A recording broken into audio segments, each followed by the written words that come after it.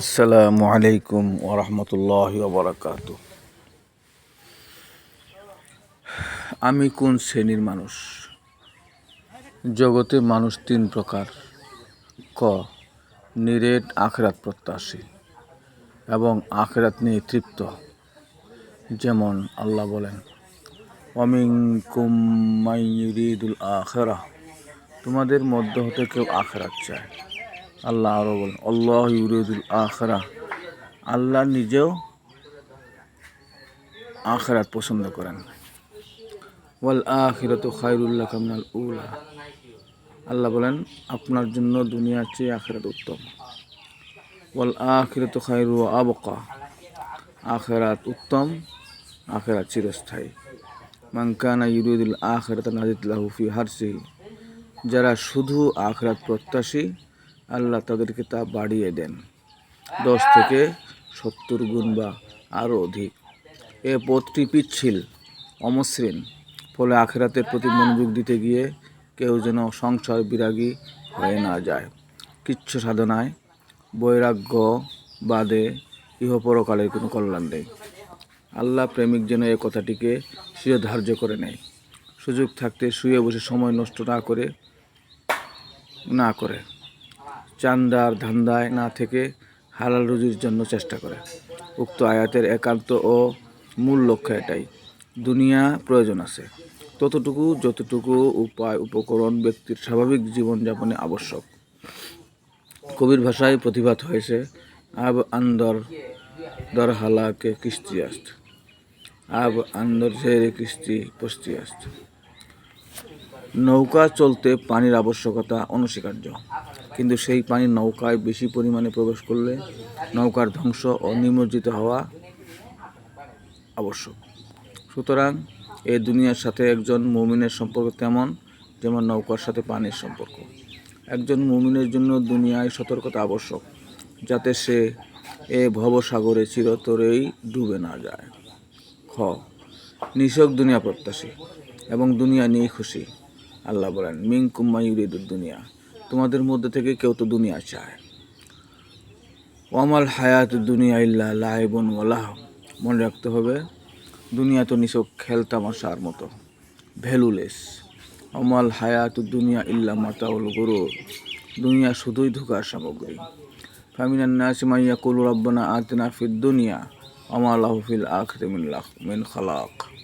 এক শ্রেণীর মানুষ আছে যারা বলে, হে আমাদের প্রতিপালক, আমাদেরকে দুনিয়াতেই দিন, তারা আখিরাতে কিছুই পাবে না। উলাইকাল্লাযিনা লাইসা লাহুম ফিল আখিরাতি ইল্লান নার, তারা আখিরাতে কেবল পাবে আগুন।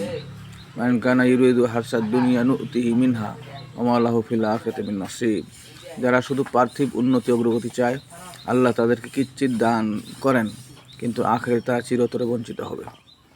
মান কানা ইউরিদুল হায়াতাদ দুনিয়া ওয়া যিনাতাহা নুওয়াফি ইলাইহিম আমালাহুম ফিহা ওয়া হুম ফিহা লা ইয়াবখাসুন, যে ব্যক্তি পার্থিব জীবন ও তার শোভাবর্ধনে প্রত্যাশী তাদের কর্মের প্রতিদান দুনিয়াতে দেওয়া হবে এবং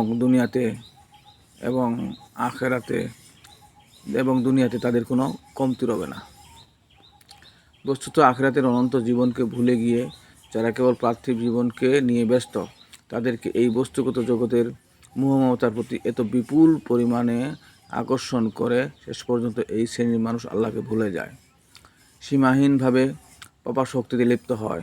স্বীয় স্বার্থ হাসিলের জন্য প্রয়োজনে অন্যায় অনাচার, অবিচার বেবিচার ও লুণ্ঠন সহ যাবতীয় নৃশংসতা নিষ্ঠুরতার সীমা ছাড়িয়ে যায়, এক হিংস্র পশুতে পরিণত হয়।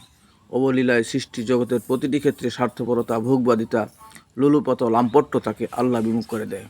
ফলে এই শ্রেণীর মানুষদের মধ্য হতেই নাস্তিক্যবাদ মাথাচাড়া দিয়ে ওঠে। শেষ পর্যন্ত নাস্তিক হয়ে দুনিয়া ত্যাগ করতে হয়। গ, দুনিয়া আখিরাত উভয়টি কামনা করে, কারণ কামনার দ্বার উন্মুক্ত। রব্বানা আতিনা ফিদ দুনিয়া হাসানা ওয়া ফিল আখিরাতি হাসানা ওয়া কিনা আযাবান নার। তাদের মধ্যে এমন লোক রয়েছে যে বলে, হে আমাদের প্রতিপালক, এই দুনিয়াতেও আমাদের কল্যাণ দান করুন এবং আখিরাতেও দান করুন এবং জাহান্নামের আযাব থেকে আমাদেরকে রক্ষা করুন। উপরিউক্ত আয়াতটিকে আল্লাহ রাসূল সাল্লাল্লাহু আলাইহি সাল্লাম অধিকাংশ সময় পঠিতব্য দোয়া হিসেবে ব্যবহার করতেন। কারণ উক্ত দোয়া ও আয়াতের দ্বারা বান্দা আল্লাহর নিকট দুনিয়ার সামগ্রিক কল্যাণ ও আখিরাতের যাবতীয় কল্যাণ কামনা করে। অতএব আলোচ্য প্রার্থনামূলক আয়াত দ্বারা আল্লাহ তাআলা এতদুভয়কেই এক নৈতিক, আধ্যাত্মিক, ব্যবহারিক তথা মানুষের প্রাত্যহিক জীবনকে পরিমার্জিত ও সুষমামণ্ডিত করার জন্য এক অভূতপূর্ব প্রশিক্ষণের ব্যবস্থা করেছেন। আলোচ্য দোয়ার আয়াতে উভয় শ্রেণীকে এক সুসমন্বয় ও ভারসাম্যপূর্ণ অবস্থায় উন্নীত করার সুচিন্তিত ব্যবস্থা ঘোষণা করেছেন। আর এই বিষয়ে সংক্ষিপ্ত কথাই যে কেবল দুনিয়া করে মহামূল্যবান জীবনকে শেষ করলে চলবে না, আখেরাত অবশ্যম্ভাবী। ইয়া ইবাদিয়াল্লাযিনা আমানু ইন্না আরদি ওয়াসিয়া, মনে রাখতে হবে হে আমার ইমানদার বান্দারা, আমার পৃথিবী প্রশস্ত।